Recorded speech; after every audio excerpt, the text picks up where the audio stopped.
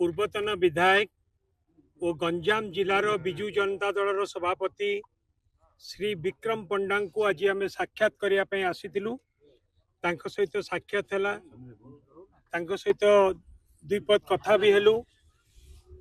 एवं आमर प्रभु जगन्नाथ विश्वास अच्छी जेपरी भाव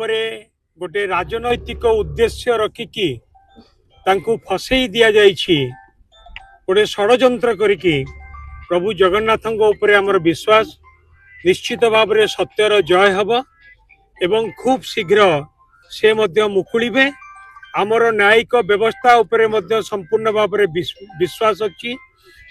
एवं निश्चित भाव में न्याय मिलिबो एवं सत्यर जय हब। आलोचना है कि डिसेंबर 26 से केमती पालन हो प्रतिष्ठा दिवस केमती पालन हो कहा नेतृत्व की आलोचना नहीं विजु जनता दल प्रतिष्ठा दिवस प्रत्येक वर्ष परी ए वर्ष मध्य सारा ओडिशा रे हेबो एवं विजु जनता दल प्रतिष्ठा दिवस मध्य गंजाम जिला रे समस्त निर्वाचन मंडली रे हेबो जिला स्तर रे मध्य हेबो एवं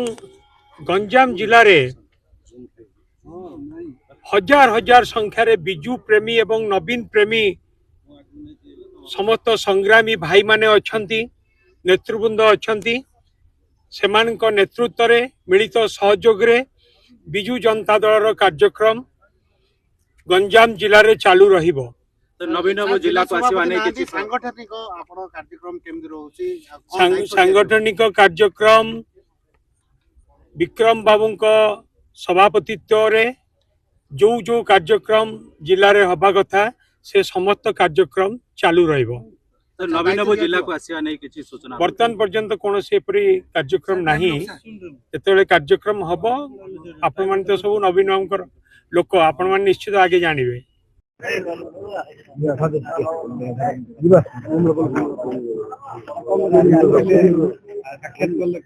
आज आम जिला सभापति आम जेल रे साक्षात कलु आपण मैंने जानती मिथ्या केस रे फसई दि जाइए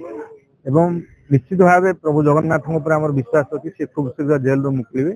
एवं विजु जनता दल जमी संगठन गंजाम जिले दायित्व नहीं संगठन आगु साक्षात्कार किसी ना सौजन्यमूलक साक्षात्कार जन जेल रे आम बंधु देखिबार आम दायित्व अच्छी निश्चित भाव जेहेतु हाइकोर्ट रे तार विचाराधीन अच्छी विचार ऊपर आमर संपूर्ण विश्वास है निश्चित खूब शीघ्र मुक्ति।